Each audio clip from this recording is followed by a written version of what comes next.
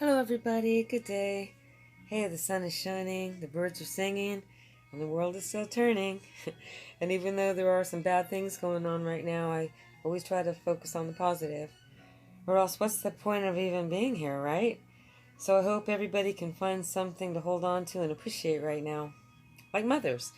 Today, May 9th, 2021, and it's Mother's Day. So I'd like to send out tremendous love and blessings to all the patriotic women who give of themselves every single day. Their service to others may go unnoticed or unappreciated, so I'm sending them extra love on this occasion. If this episode airs after Mother's Day, well, they still get the love. What I'd really like to talk about right now is faith versus fear. Which one do you choose? Do you live in faith or do you live in constant fear? And how's it working for you? There are so many things to be fearful of right now. We're bombarded with scary information on a daily basis. Every hour, minute by minute, the mainstream media is telling folks they better get prepared for that next disaster. You can do a quick search and easily find these types of fear tactics annually. Every year, it's a new deadly flu or contagious disease that we better beware of.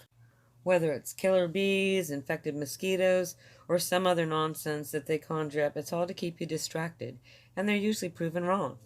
We are often presented with biased statistics to keep us confused, but we can adopt new habits that will let us stay strong and find the truth. I was really lucky. I wasn't taught fear.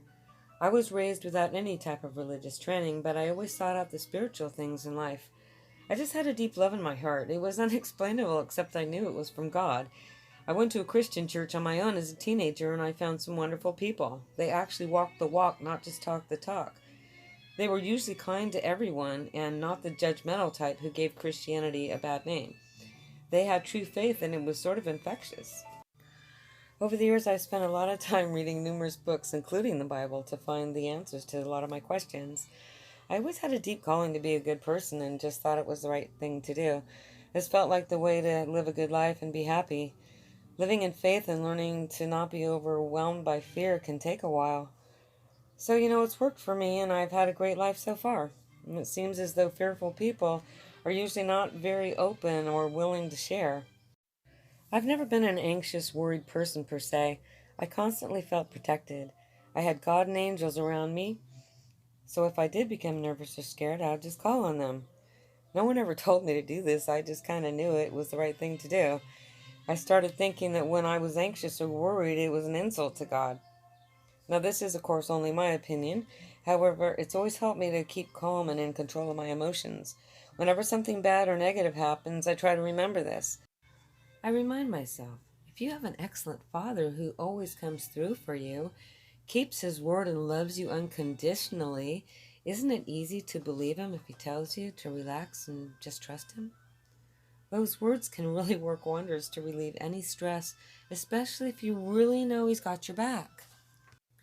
Of course, I think most of us would be quite happy to let go of our fears.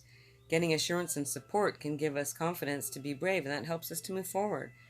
Faith is the same thing as relying on a father figure. If you have absolute trust in God, then why would you ever worry about anything? Even death may not seem scary if you know you'll be going to a better place. It's easy to say you believe when things are going well, but if you fall to pieces with worry when things get difficult, then in my mind you don't really believe. True love casteth out all fear has been a great reminder along my own journey. I'm far from perfect and have to remind myself of these things from time to time. Just like in my previous podcasts, I'm hoping to pass along some helpful ideas that actually work. They've gotten me through some very trying and dramatic times, and they still do. It's like having a lifeboat when you may feel like you're drowning. My main purpose in life has always been to focus on the positive, not the negative. And it's not always so easy, especially right now, but I do try to find a balance when speaking to people. The powers currently in control, the deep state, or whatever you choose to call it, they want us in constant fear. They never promote self-reliance, power of love, healing remedies, or anything that would offer some type of happy solutions. There are lots of reasons why they want you in a constant state of panic. If we truly concentrate on creating our own reality and the powers that we inherently possess, they wouldn't have any slaves to do their bidding. With that said, we can try to remember we are the ones who control our fate, our daily decisions, and whether we want to rely on faith or succumb to all the negativity. As I've said before, True patriots never, ever surrender to tyrants, bullies, or insane agendas. Rely on our connection to Source and always try to do our very best, no matter what.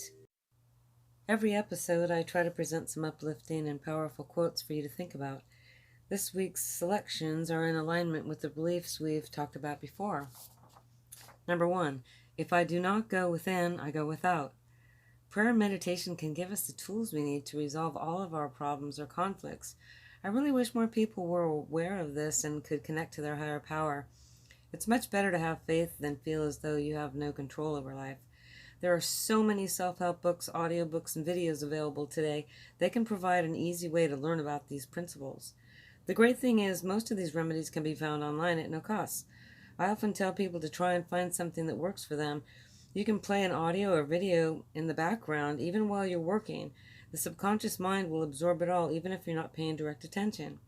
So there's really no reason these days for remaining worried or helpless. There's always a solution if you care to find it. Going within is a great way to start. For those who are constantly worried, this next quote is really a great one to think about. If it can be solved, there's no need to worry. And if it cannot be solved, worry is of no use. How brilliant is that? Once again, we can see how worrying is futile. It can only be useful if it propels us into being proactive. For example, if you become anxious about something and then you find a good way to resolve it, then it can be helpful.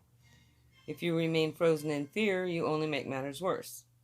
A problem can escalate if you simply let it overtake your life without facing it with a positive solution. This is why faith is so important. It reminds us there's always a way to get through any circumstance life puts in our path. There are a few books and people I like to listen to whenever I become overwhelmed or don't remember to find the solution. Many times over the years, I've had to rely on them. They've sort of become like my personal mentors. Their words have saved me from myself and given me the confidence to find a better way to overcome things. In the past episodes, I've referred to many podcasters and news sources. These are people I find helpful in receiving the truth and accuracy in journalism. This week, however, I'd like to recommend those who've spent a lifetime trying to present wonderful ways of obtaining a fulfilling life. Their contributions to humanity have earned them both a huge following.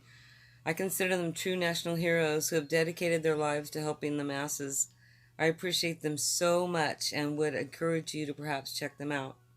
Number 1, Dr. Wayne Dyer. He was an American self-help spiritual author and motivational speaker. His first book, Your Erroneous Zones, published in 1976, is one of the best-selling books of all time. He continued to write numerous more books over the years and was constantly in demand for public speaking events. Some of his best-known quotes are the following. If you change the way you look at things, the things you look at change. How people treat you is their karma. How you react is yours. When you judge another, you do not define them, you define yourself. If you want to learn more, you can buy his books and audio tapes from several sources. He also offers many free audiobooks on YouTube. Number 2, Louise L. Hay was another American author and motivational speaker. She was known for her work also as an activist and founder of Hay House. She wrote several self-help books and is perhaps best known for her book, You Can Heal Your Life. Some of her most favorite quotes are the following. Every thought we think is creating our future. We are each responsible for all of our experiences. The point of power is always in the present moment, and love is the great miracle cure. Loving ourselves works miracles in our lives. She was one of the first major writers to talk about the connection between what we think about and how those thoughts can develop into life-threatening diseases. She provides an extensive list of ailments and the affirmations we can adopt to counter them. I truly believe in the things she had to say and share with us. Dis-ease, disease, is how she defines all detrimental health issues. Everything starts in the mind. She's another person I highly recommend if you want to change your life for the better. Both of these authors knew faith conquers all fears. They spent the majority of their lives trying to help others by example. They overcame tremendous obstacles at very young ages and were compelled to serve others so they wouldn't have to suffer the same fate. These days, we are so truly lucky to have access to so many resources regarding all the self help and spirituality. We can even get this information for free. One of my other favorite books from Dr. Wayne Dyer is Excuses Be Gone. Wow, what a concept. No excuses? No excuses for anything? Wow, if we can adopt this concept, it has the power to conquer all self inflicted limitations. I can tell you I've used this on myself many times, especially when I come up with reasons why I can't do something. It's been truly inspirational to me and often makes me rethink my own excuses. It can be a mind expanding experience. Either you want to challenge yourself to do better or you don't. We all have the choice, and hopefully, we decide to explore some proven methods to try and make our lives more successful. Faith versus fear in most cases is a choice. You get to choose.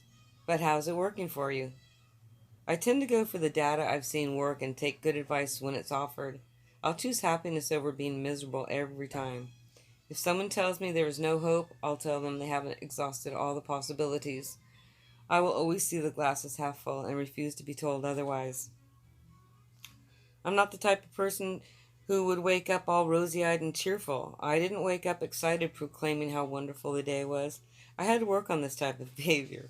I know how some days it may feel like life sucks, but ultimately I remember this is just programming. We have the power to remain victims or shake it off and find the good in each day. There are hundreds of things that we can be grateful for. Learn to appreciate our good health, love of friends and family, not to mention the little things we take for granted every day, like running water, toilet paper, toothpaste, etc. I really hope and pray others can try to do this and find something to be grateful for. Take the time to realize that we make life what it is. We can encourage ourselves and encourage others. Each episode, I'd like to leave you with a short story, hopefully make you laugh or put a smile on your face. As with last week's story, this one is also from Reader's Digest. It's a true story, so here we go. A kindergarten teacher was telling her students about different kinds of animals. Whales are the largest, she said, but they can't swallow people because their throats are too small. But in the Bible, it says that Jonah was swallowed by a whale, said a little girl. You can't always believe what you read, the teacher replied. Well, when I go to heaven, said the little girl, I'll ask Jonah. And what if Jonah didn't go to heaven? The teacher asks. The girl replies, then you can ask him. I was asked to make some homemade chow mein yesterday, and a friend said she'd like to see it posted. So I put this recipe on my newly updated website. I spent this week adding pages for blogs, videos, favorite books, favorite recipes, people to watch, and shop now. This is my first cooking contribution with many more to follow. This recipe is vegetarian due to there being no meat, but it's not vegan because I added the eggs. Vegans can use mushrooms as a substitute. Obviously, this recipe can be adapted for vegans as well as meat eaters by substituting any of the particular ingredients. I try to buy as much organic produce as I can. I also try to find noodles made of brown rice and quinoa, but again, you can use whatever you like. A basic recipe here for you to adapt to your own tastes. I put the ingredients up on the screen. I'm not going to read them out loud, but I will do a quick overview of what to do. So I put 4 tablespoons of sesame seed oil into the cast iron pan or whatever cooking vessel you prefer.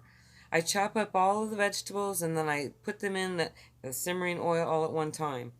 I stir and mix for several minutes and then I add some spices. I continue to let it cook down and then it gets smaller as the vegetables absorb the oil. Cooking time will depend on how hard or soft you like the ingredients. I like to add about a half a cup of soy sauce, but you can add more if you like it, and then mix it in. Once it's all mixed together, make a small hole in the middle of the pan, then add eggs. Let them cook a few minutes, then take a fork and mix thoroughly. You can make the noodles separately as the other items are simmering. I break the noodles in half, it makes them easier to handle. Cook them for about 5 minutes and then drain them. Rinse in cold water and gradually add them to the chow mein mixture little by little, making sure they are combined with everything. It serves about 6 to 8, and I put the soy sauce on the side for those who like a little more.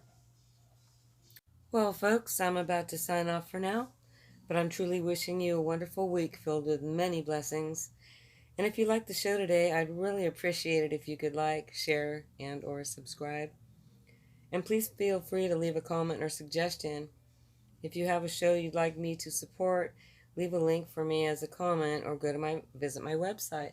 It's up and running, and I've made several pages where I'm leaving all the show's podcasts, videos, quotes, books, recipes, and everything else. So you can go check it out there and see what you'd like. Also, I have my merchandise now for sale. You can get things with the Velvet Hammer logo, as well as many other beautiful pictures that you can put on several different items. I didn't put any of my original music on the intro or the outro like I had on the previous shows because I got a little bit of flack from YouTube. However, I will leave an original song at the end that's never been released. And I've left our links to my websites for my art, music, as well as how to contact me. With that said, I would like to wish everybody a wonderful week filled with tremendous blessings. If you liked the show today, I'd truly appreciate it if you could like and or subscribe, share. Please leave a comment or suggestion. Thank you all so much for listening. I truly appreciate everyone. I hope you appreciate yourself, because you deserve the best, and the best is yet to come. I'll see you next week. Cheers, everybody.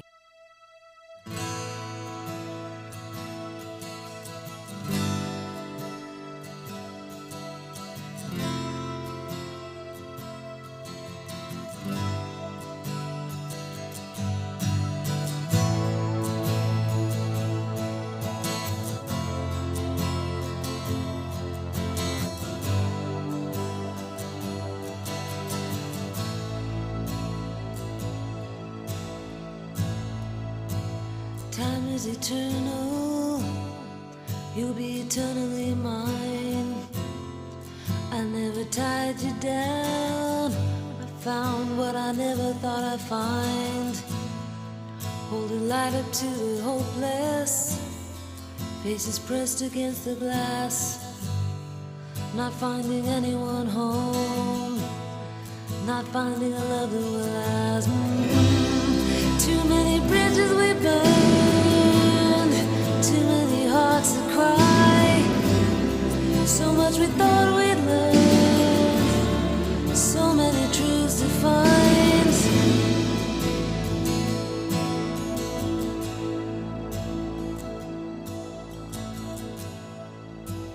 Time is eternal, and one by one the blinders are lifted from each and every one. Then the power we possess and some common sense won't beat our head against a stone of ignorance. Oh, too many bridges we burned, too many hearts that cry. So much we thought we'd learn, so many truths to find. I'll climb the mountains and I'll swim the seas, just to prove what you've meant to me.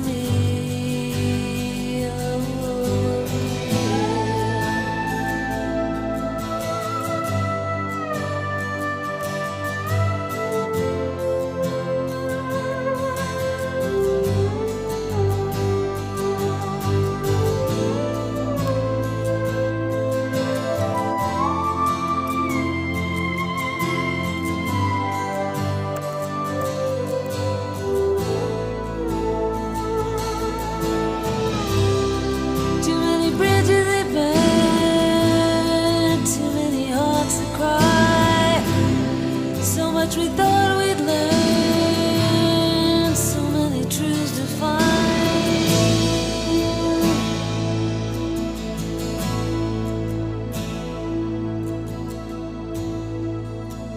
Time is eternal, you'll be eternally mine. I never tied you down, I found what I never thought I'd find. People light up to the hopeless, faces pressed against the glass, not finding anyone home, not finding the love that will last. Time is eternal.